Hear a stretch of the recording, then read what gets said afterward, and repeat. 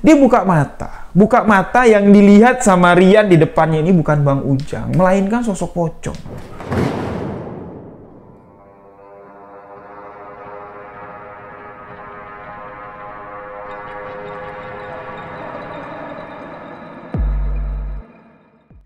Bismillahirrahmanirrahim. Assalamualaikum warahmatullahi wabarakatuh. Halo sahabat sebuah kisah misteri. Alhamdulillah kita masih dapat bertemu di awal tahun 2022 ini.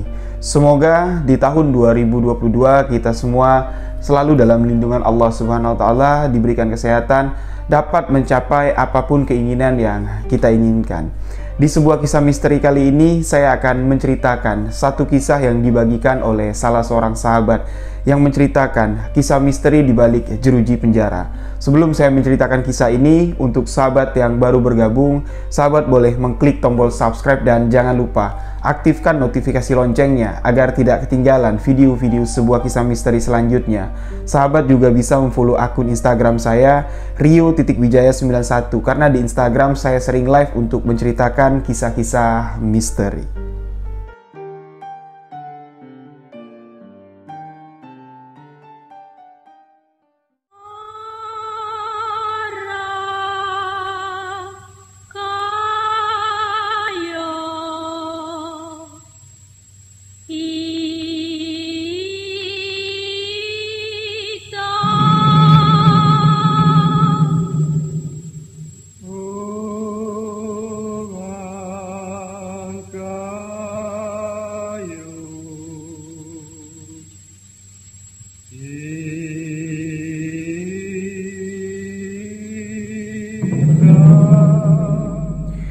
Kejadian ini terjadi di salah satu lembaga pemasyarakatan yang ada di Indonesia. Kejadian ini dialami oleh sahabat kita yang bernama Rian, terjadi di tahun 2015 yang lalu. Yang mana di tahun 2015 Rian mengatakan beliau melakukan sebuah kesalahan yang mengharuskan Rian harus menebus semua kesalahannya dengan menjalani hukuman penjara selama 1,5 tahun.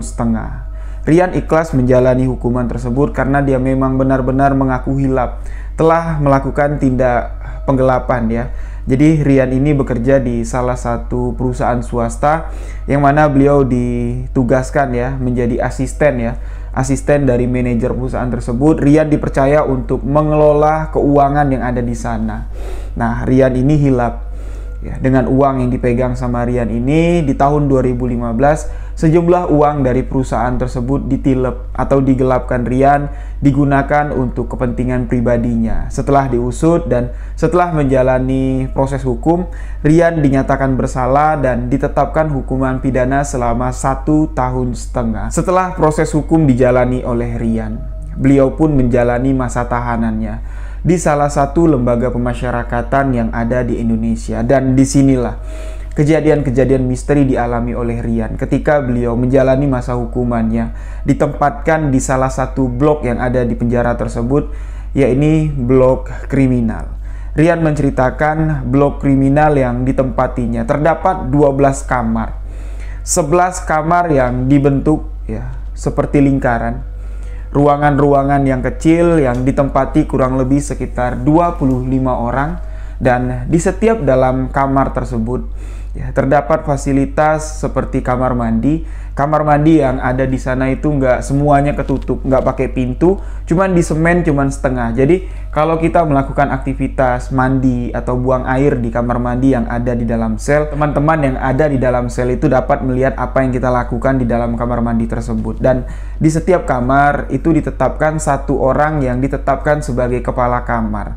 Nah, di blok kriminal ini ya, sama juga lah seperti blok-blok yang lain. Rian bilang dari 11 kamar yang dibentuk seperti lingkaran, di tengah-tengah blok yang merupakan menjadi kamar ke-12 itu adalah kamar yang cukup besar ya, dibentuk seperti lingkaran, dan Rian ditempatkan di tengah-tengah blok bersama kurang lebih 100 orang narapidana yang ada di sana. Hari-hari Rian di lembaga pemasyarakatan pun dimulai. Kehidupan baru, lingkungan baru, dan teman-teman yang baru pastinya, Rian bilang. Rian mengatakan ketika dia menginjakan kakinya pertama ke lembaga pemasyarakatan, masuk ke blok kriminal, Awalnya Rian ini agak sedikit ngeri ya. Yang namanya blok kriminal yang ada di pikiran Rian pada saat itu, orang-orang yang ada di sana pastilah orang-orang yang sudah ditetapkan bersalah, orang-orang yang memiliki watak keras, karena mereka semua yang ada di sana pernah melakukan tindak kejahatan kriminal. Ketika Rian ini menginjakan kakinya pertama masuk ke blok kriminal, Rian langsung disambut oleh kepala blok. Ya, kepala blok ini kita sebut saja dengan nama Bang Ujang. Yang mana Bang Ujang sudah ditunjuk menjadi kepala blok yang ada di sana sudah kurang lebih sekitar 5 tahun, karena hukuman yang harus dijalani oleh Bang Ujang ini selama 8 tahun. Jadi Rian disambut lah sama Bang Ujang, dan Bang Ujang mengatakan kepada Rian, ya udah kamu di tengah blok aja karena kamu anak baru. Takutnya nanti kalau kamu ditempatkan di sel, di kamar-kamar lain yang ada di blok kriminal ini, ya nanti kamu diisengin sama senior-senior kamu yang ada di dalam. Jadi Rian pun berterima kasih kepada Bang Ujang. Nah, Bang Ujang lah yang banyak mengajari Rian bagaimana cara hidup di dalam lembaga pemasyarakatan, bertahan dari banyak sekali karakter-karakter orang yang ada di sana. Tapi Bang Ujang mengatakan kepada Rian, ingat, orang-orang yang ada di sini, orang-orang yang merindukan keluarganya. Jadi kamu anggaplah semua saudara-saudara kamu yang di sini, kamu anggap abang, kamu anggap teman, kamu anggap adik, kamu anggap saudara kamu. Insya Allah, kalau kamu hati kamu tulus ya, mengenal orang-orang di sini, bersahabat dengan mereka, insya Allah kamu akan menjalani masa hukuman kamu di sini dengan aman dan nyaman. Lalu apa yang dikatakan Bang Ujang pun diterapkan oleh Rian. Rian mulai mengenal satu persatu narapidana yang ada di sana. Rian seringlah bermain dari tengah blok, main ke blok 1, blok 2, blok 3. Singkat cerita, Rian sudah menjalani masa hukumannya kurang lebih sekitar 4 bulan. Selama 4 bulan dia tinggal di lembaga pemasyarakatan tersebut, Rian sama sekali tidak pernah merasa takut ya. Dalam tanda kutip, ketakutan yang dikatakan Rian di sini adalah ketakutan tentang hal-hal yang berbau mistis. Ya. Rian tidak pernah merasakan ada sesuatu yang aneh yang buat bulu tengkuknya merinding, dan Rian juga tidak pernah melihat penampakan-penampakan yang aneh yang terjadi di dalam lembaga pemasyarakatan tersebut, khususnya di blok kriminal. Namun pada suatu kejadian ketika Rian ini sudah menjalani masa hukumannya hampir 1 tahun ya, ada suatu kejadian yang cukup membuat seluruh warga binaan yang ada di blok kriminal ini ketakutan. Jadi sebelum Rian menceritakan ketakutan apa yang dialami oleh seluruh warga binaan yang ada di blok kriminal, Rian ingin sedikit menceritakan ya, sebab terjadinya ketakutan tersebut. Nah, di sini selain Rian dekat dengan Bang Ujang, Rian juga dekat dengan salah satu ya, warga binaan yang ada di sana. Rian menyebutnya dengan nama Bang Freddy. Bang Freddy ini merupakan salah satu narapidana yang hukumannya cukup lama. Bang Freddy harus menjalani masa hukumannya kurang lebih sekitar 10 tahun, dan Bang Freddy sudah menjalani masa hukumannya kurang lebih sekitar 4 tahun. Jadi 6 tahun lagi lah Bang Freddy ini baru bisa menghirup udara bebas. Nah, Rian dekat dengan Bang Freddy karena ketika malam Rian ini tidurnya tuh bersebelahan dengan Bang Freddy. Jadi warga binaan yang ada di sana, khususnya di blok tengah ya, karena blok tengah itu dibentuk seperti lingkaran. Di bagian pojok sebelah kanan, di dekat pintu keluar, itu ada WC. Ukuran WC-nya tidak terlalu besar lah. Ya, palingan sekitar 2,5 meter kali 3 meter. Rian bilang di situ ada bak untuk mandi, di situ ada kakus untuk buang air. Nah, kakusnya ini atau kamar mandinya ini itu cuma di beton setengah, tidak ada pintunya. Jadi ya kalau ada orang mandi, kalau ada orang buang air, seluruh warga binaan yang ada di blok tengah ini bisa ngeliat lah orang itu lagi ngapain di sana.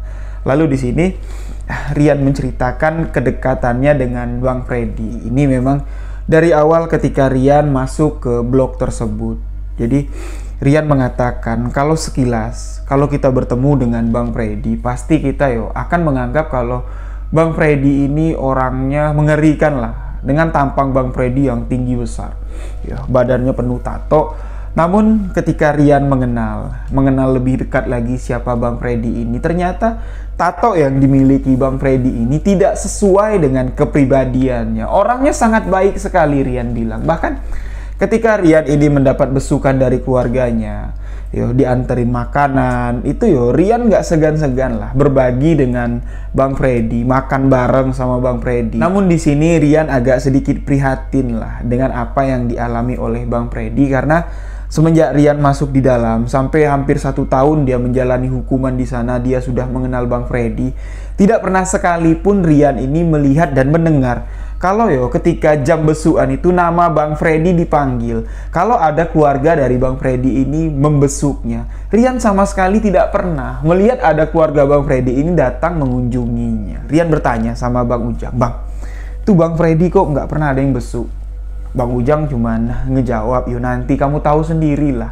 Sekarang ini dia lagi betul. Nanti kalau dia lagi kumat, kamu bakal tahu kenapa dia nggak pernah dibesuk, apa alasan dia nggak pernah dibesuk, tuh kamu pasti akan tahu. Nah jadi dengan tanda tanya yang besar yang disimpan Rian, pada suatu hari, apa yang dikatakan oleh Bang Ujang ini memang benar-benar terjadi. Sekitar jam 11 malam, ketika seluruh warga binaan yang ada di sana semuanya sudah tidur, tiba-tiba terdengar seperti orang memukul-mukul jeruji besi. Teng, teng, teng. Terdengar suara teriakan, "Woi, woi!"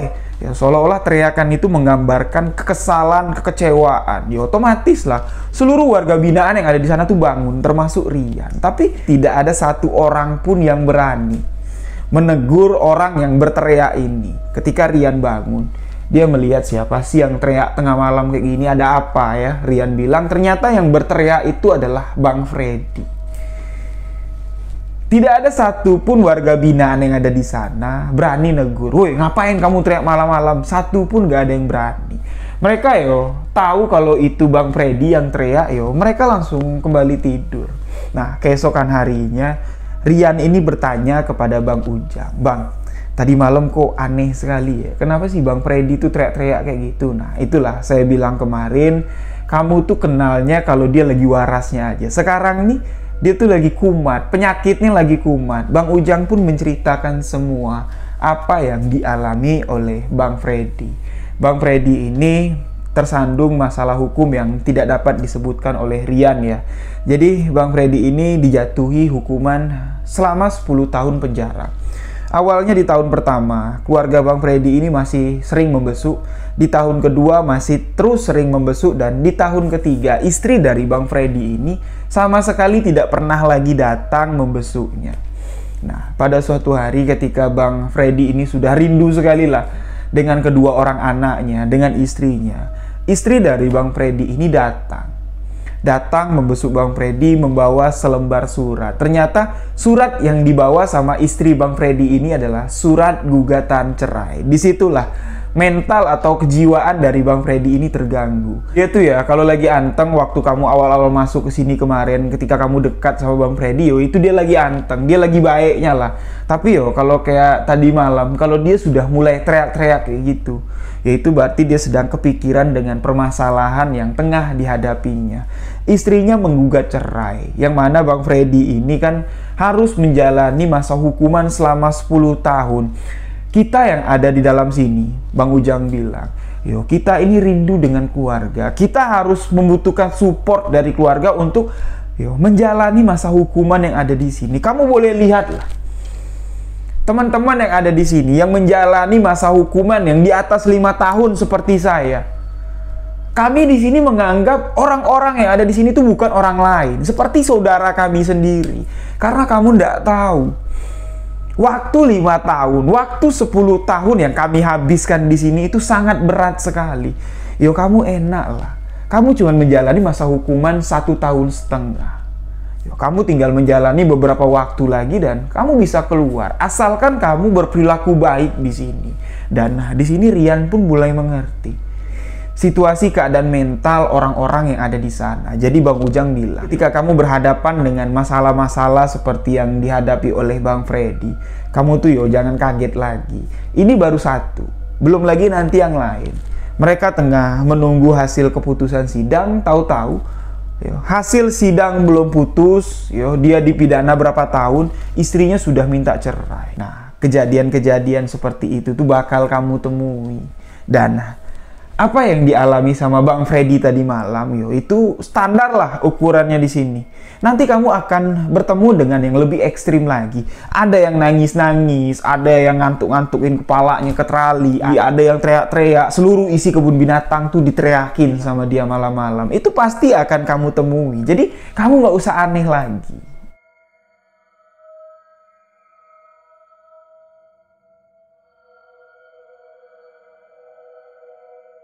Rian menceritakan pada suatu hari, dia melihat keadaan Bang Freddy ini, kondisi kesehatannya tuh sudah mulai menurun. Mungkin karena pikiran yang terlalu berat ya, Bang Freddy ini memikirkan permasalahan keluarganya. Namun Bang Freddy ini nggak tahu harus cerita kemana. Dia memendam permasalahan itu sendiri, membuat Bang Freddy ini belakangan menurut Rian ini sering murung. Dia lebih suka sendiri dan Bang Freddy ini agak temperamen lah.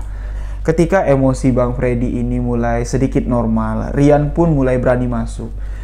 Berani kembali dekat dengan Bang Freddy, mencoba untuk menghibur Bang Freddy, dan Bang Freddy pun sempat bercerita kepada Rian, "Yan, kamu udah punya anak belum?"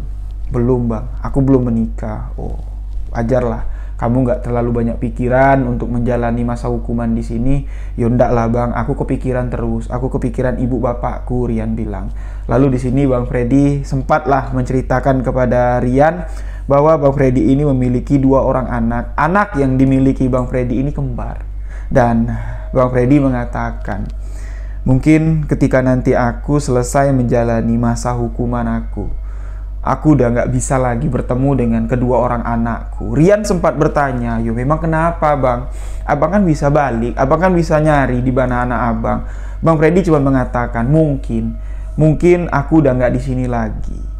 Nah, Rian nih bingung. Yang dimaksudkan Bang Freddy, mungkin aku udah nggak di sini lagi tuh apa? Tapi Rian nih nggak berani ya nanya detail, dan obrolan pada hari itu pun selesai. Setelah Rian ngobrol pada hari itu dengan Bang Freddy, kondisi kesehatan Bang Freddy ini semakin hari semakin menurun.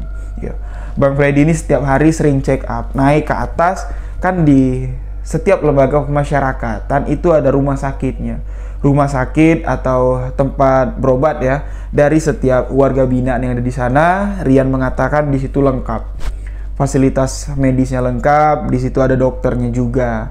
Kalau yang sakitnya cukup parah, di situ juga bisa dilakukan tindakan rawat inap. Namun kalau penyakitnya itu sudah tidak bisa ditangani oleh pihak medis yang ada di lembaga pemasyarakatan tersebut, barulah warga binaan ini dirujuk ke rumah sakit yang ada di luar sana.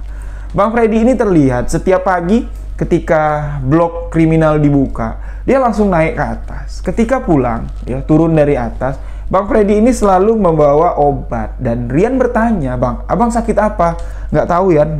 Dia bilang, "Cuman tengkuknya ini loh, berat sekali," dia bilang. "Palaku pusing sekali." "Ya udahlah, abang istirahat dulu." Sempat juga Rian mengatakan, pada suatu hari Bang Freddy ini sempat minta kerokin sama Rian. Ya udahlah, karena Rian ini akrab, Rian ini dekat dengan Bang Freddy. Rian pun ngerokin Bang Freddy. Ketika Bang Freddy buka baju, yang ada di belakangnya itu, yang dikerokin sama Rian itu semuanya itu tato, Rian bilang.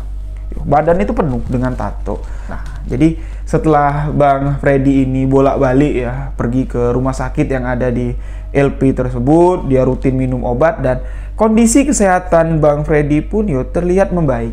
Wajahnya yang tadi pucat seperti orang kurang darah, dan kantong matanya terlihat hitam ya, itu sudah mulai membaik. Wajahnya pun sudah mulai terlihat cerah. Ketika kamar blok kriminal dibuka sekitar jam 7:30 pagi, Bang Freddy pun mengajak Rian untuk berolahraga. Mereka sempat dari blok kriminal ini, mereka di lapangan sempat main futsal, sempat main bola. Namun 3 hari setelah Bang Freddy main futsal dengan anak-anak blok kriminal, pada pagi harinya blok kriminal digemparkan dengan wafatnya seorang Bang Freddy. Ini cukup mengejutkan, karena sebelum Bang Freddy ini meninggal, 3 hari sebelum Bang Freddy ini meninggal, kondisinya itu memang sedang dalam kondisi yang sehat, Rian bilang. Rian menceritakan pada malam harinya, sebelum Rian tidur, Ya, dia sempat ngobrol-ngobrol lah sama Bang Freddy karena tempat tidurnya itu bersebelahan. Ya, Rian menggunakan kasur lipat, Bang Freddy juga menggunakan kasur lipat. Mereka sempat ngobrol, masih ngobrol-ngobrol dengan Bang Freddy sampai-sampai Rian ini tertidur. Nggak tahu ya dia ngobrol sampai jam berapa. Ketika azan subuh berkumandang, Rian bangun. Yang biasanya Rian ini selalu membangunkan Bang Freddy untuk sholat subuh. Tapi ketika dibangun nih, Bang, subuh yuk. Bang, udah azan bang, bangun bang. Ya, Bang Freddy ini sama sekali tidak merespon. Ya, dia seperti orang tidur, nyenyak sekali Rian bilang. Rian kembali mencoba untuk membangunkan. Ya, dipukul lah ya bagian pahanya Bang Freddy. Bang, bangun bang. Bang Freddy sama sekali tidak bereaksi. Nah, akhirnya Rian pun meninggalkan Bang Freddy. Rian langsung sholat subuh. Nah, selesai Rian sholat subuh, dia kembali tidur. Ya, sebelum dia tidur pun dia melihat ke samping. Bang Freddy masih tidur di posisi semula, ya, posisi miring seperti ini, menggunakan selimut, dan Rian pun menganggap mungkin Bang Freddy ini tidurnya nyenyak sekali. Ya udahlah, aku kembali tidur, Rian bilang. Nah, pada pagi harinya ketika bel berbunyi, yang mana ketika bel berbunyi berarti tandanya seluruh napi yang ada di sana, seluruh warga binaan yang ada di dalam setiap blok itu harus bersiap-siap untuk apel. Nah, jadi kewajiban dari Bang Ujang, sebagai Bang Ujang ini kan kepala kamar yang ada di blok tengah, dia ini membangunkan seluruh narapidana yang ada di sana. Namun di sini Bang Ujang ini melihat kalau, loh, kok Bang Freddy belum bangun-bangun? Bang Ujang pun membangunkan si Bang Freddy ini. Bang, bangun bang. Nah, Rian di sini menemani Bang Ujang untuk membanguni Bang Freddy. Rian ini berdetak, loh, kok wajah Bang Freddy ini kok pucat sekali. Bang Ujang juga mengatakan kepada Rian, iya Yan, aneh sekali.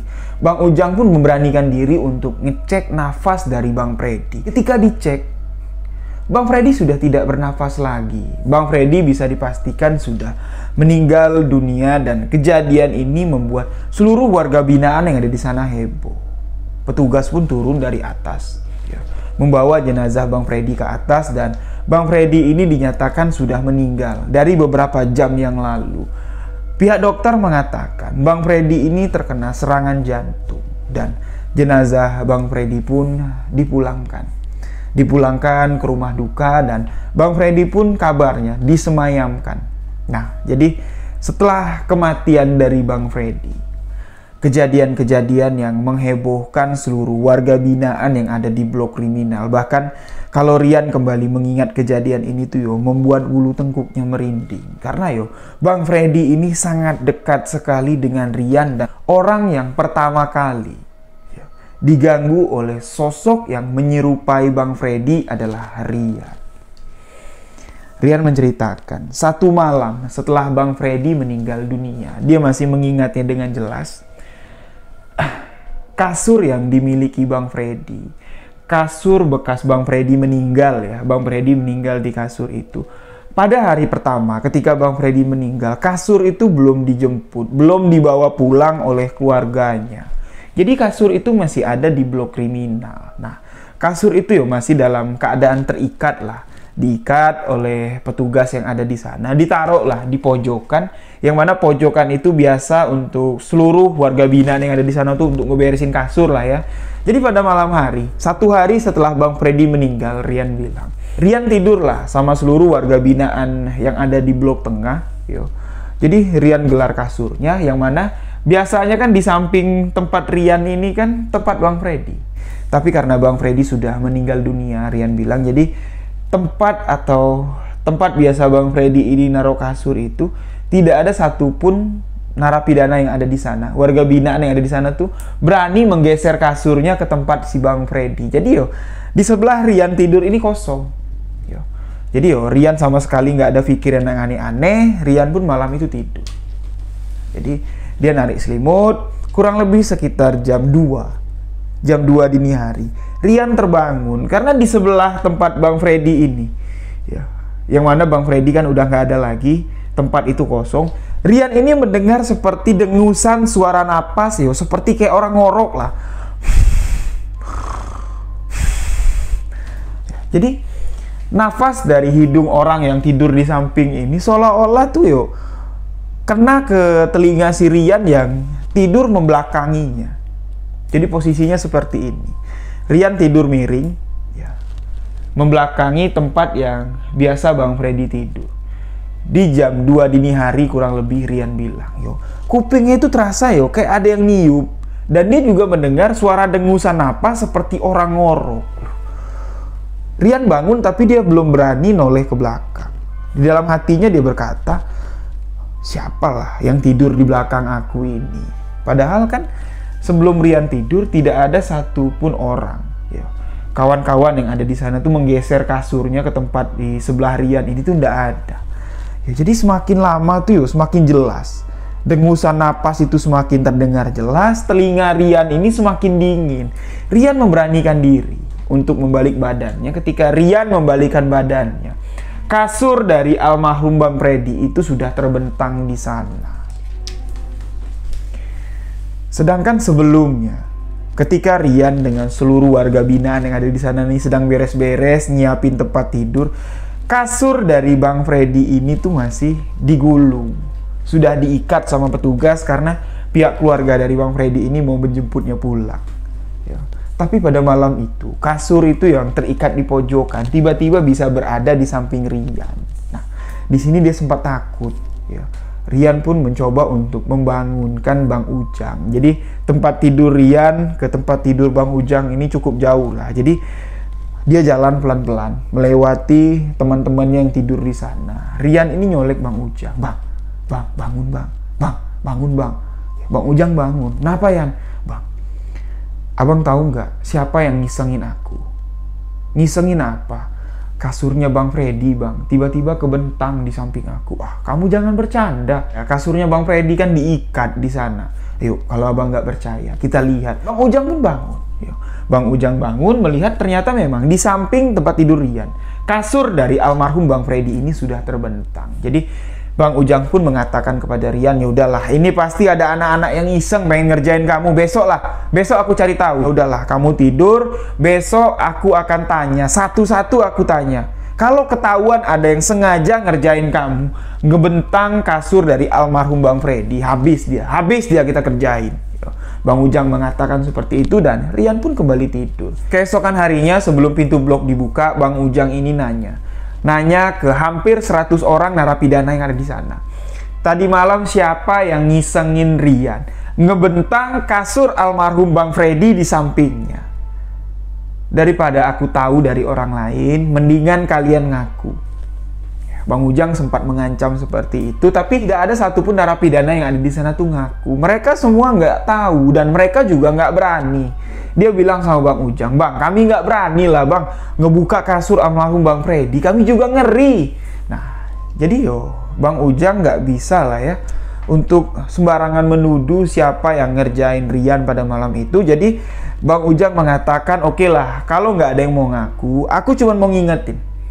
Jangan pernah ada yang ngerjain teman-teman yang ada di sini, menakut-nakuti teman-teman yang ada di sini dengan menfitnah almarhum dari Bang Freddy. Sama-sama kita tahu, sama-sama kita sudah lama mengenal Bang Freddy. Walaupun badannya penuh tato, tapi tahu nggak kalian, Bang Freddy nggak pernah neko-neko di sini. Bang Freddy nggak pernah mengecewakan kita. Bang Freddy nggak pernah nyakitin kita. Walaupun Bang Freddy sering kasar sama kita, itu salah kita sendiri. Nah, jadi memang semasa hidupnya Bang Freddy ini disegani di tengah blok kriminal itu. Mungkin di hampir seluruh kamar lah ya, di seluruh blok kriminal, Bang Freddy ini dikenal cukup disegani. Jadi seluruh warga binaan yang ada di sana tuh merasa kehilangan, ada juga lah ya sebagian yang merasa kehilangan dan sebagian juga merasa takut dengan kepergian dari Bang Freddy ini. Takutnya Bang Freddy ini mati jadi hantu. Nah, jadi setelah kejadian pada malam hari itu, keesokan malamnya kejadian yang lebih mengerikan lagi terjadi.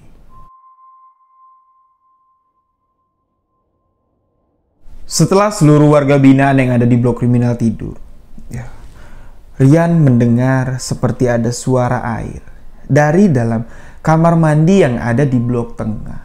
Seperti ada orang yang sedang buang air besar lah, seperti orang sedang nyebok, cer, Ser.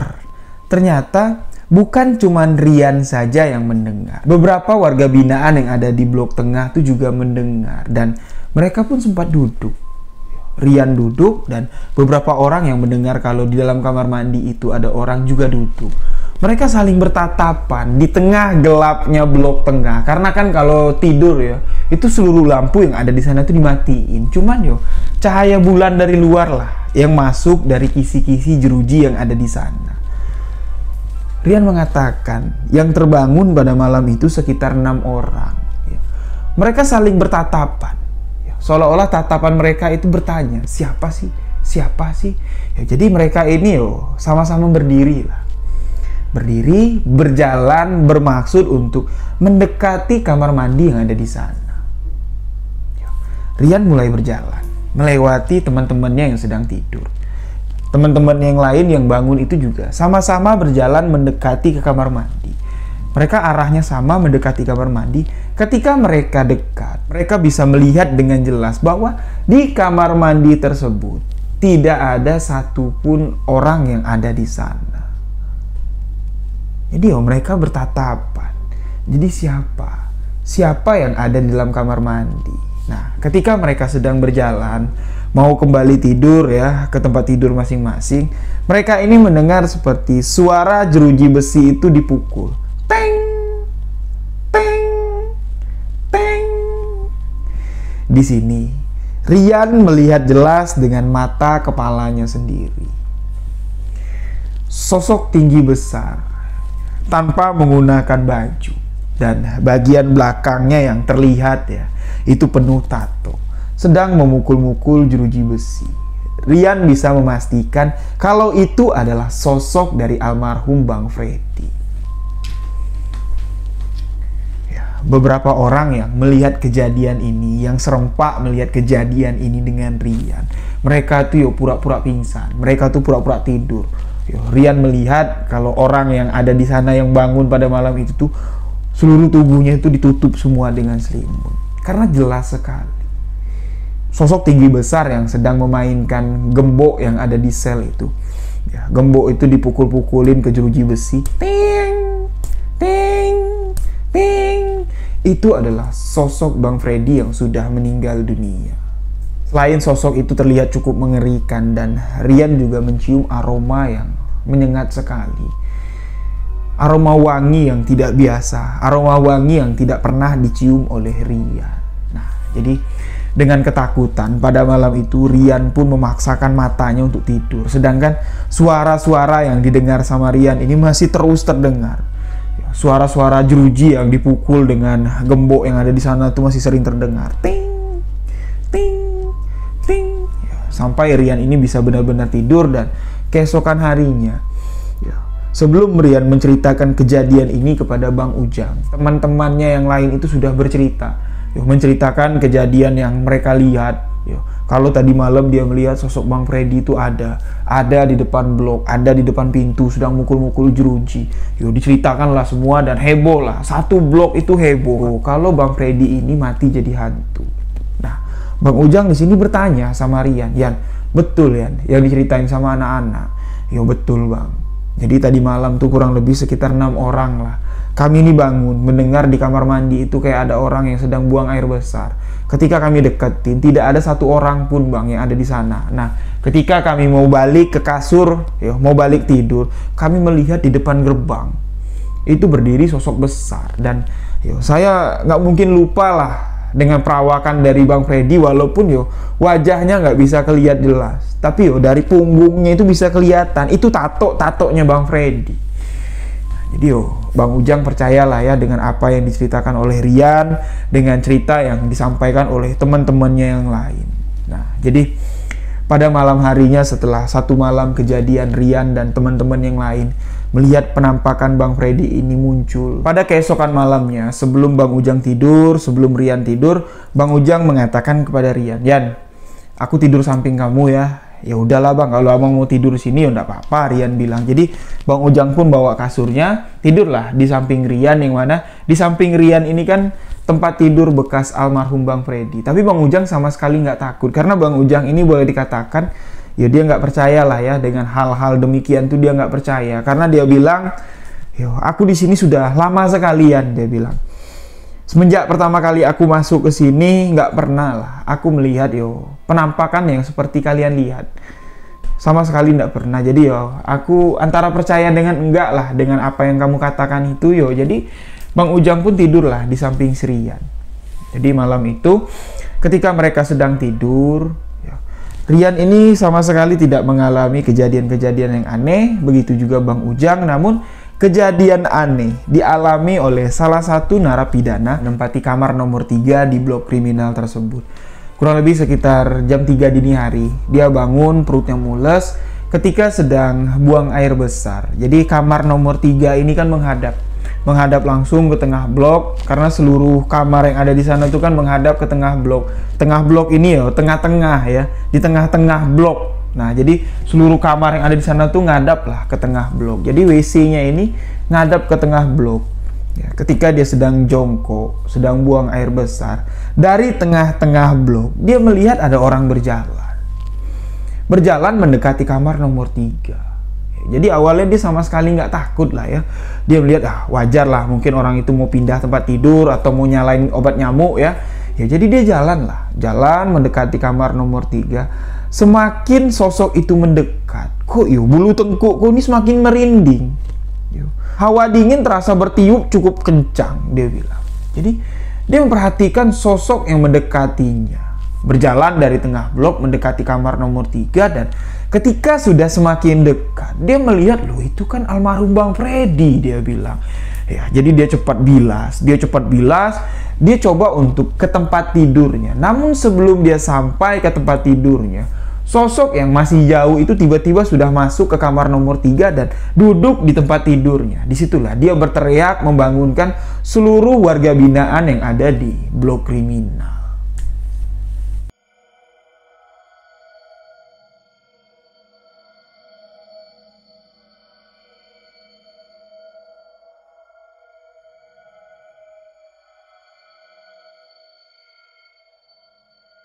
Kejadian misteri atau gangguan dari sosok yang menyerupai almarhum Bang Freddy ini tidak sampai di sini saja. Rian mengalami sesuatu kejadian yang cukup mengerikan yang tidak bisa dilupakan Rian sampai hari ini. Jadi malam itu Rian ini tidur seperti biasa lah, yang mana posisi dari tempat almarhum Bang Freddy ini kan sudah ditempati sama Bang Ujang sekarang. Jadi Rian ini tidur tuh berhadapan, ngadap ke Bang Ujang pun ngadep ke Rian ya pada malam itu. Nah, Rian nggak tahu pastinya jam berapa. Dia sudah tidur nyenyak, tiba-tiba dia napasnya ini sesak. Makin lama kok makin sesak. Rian ini nggak bisa napas. Dia buka mata, yang dilihat sama Rian di depannya ini bukan Bang Ujang, melainkan sosok pocong.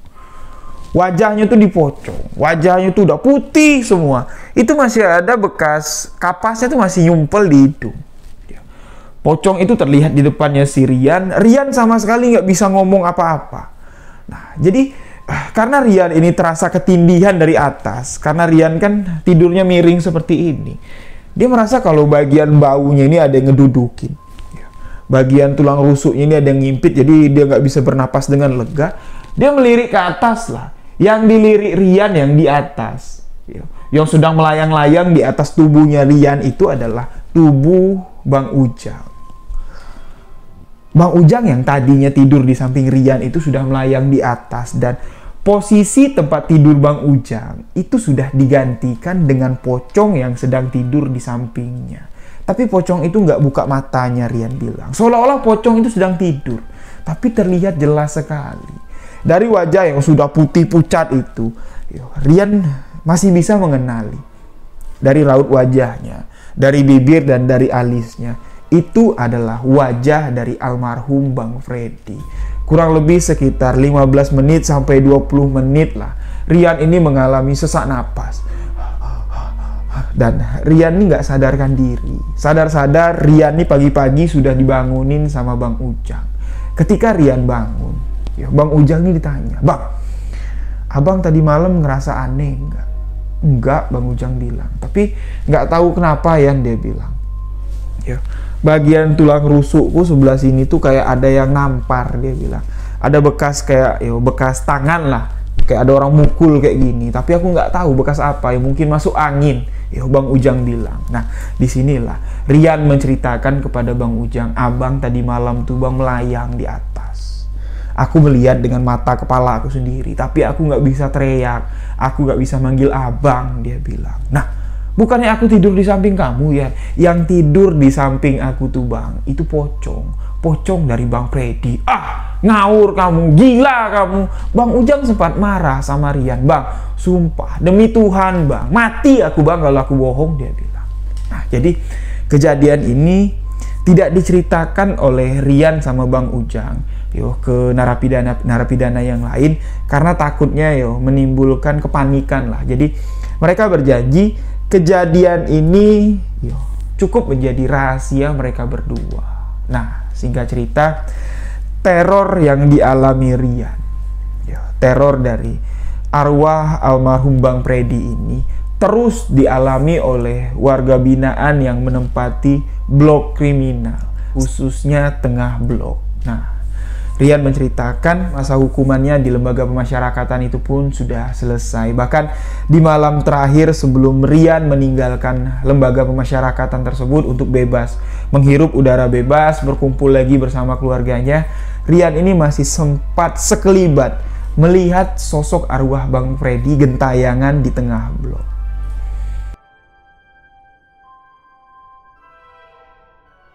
Nah, jadi demikianlah sebuah kisah misteri yang dialami oleh Rian. Dia nggak tahu lagi ya, apakah ketika Rian ini keluar dari lembaga pemasyarakatan itu, sosok arwah penampakan yang menyerupai almarhum Bang Freddy ini masih mengganggu warga binaan yang ada di sana atau tidak. Rian sama sekali nggak tahu, karena ketika Rian keluar, dia sudah tidak pernah lagi berhubungan dengan teman-teman, saudara-saudara warga binaan yang ada di sana. Alhamdulillah, Rian banyak sekali mendapatkan pelajaran selama dia menjalani masa binaan. Masa hukuman 1,5 tahun di lembaga pemasyarakatan itu banyak sekali pelajaran hidup yang diambil hikmah oleh Rian, yang dapat mengubah hidupnya saat ini. Dan dia berpesan kepada sahabat-sahabat semua, hiduplah dengan lurus, jangan sampai terjerat hukum. Karena menjalani masa hukuman di dalam lembaga pemasyarakatan tidak seenak, tidak segampang, tidak semudah seperti yang saya ceritakan untuk sahabat-sahabat semua. Nah, jadi demikianlah sebuah kisah misteri kali ini. Semoga kisah yang dibagikan oleh sahabat kita Rian ini dapat kita ambil hikmah dan pelajaran. Saya Riwijaya mengucapkan wabillahi taufiq walhidayah. Wassalamualaikum warahmatullahi wabarakatuh. Salam sebuah kisah misteri.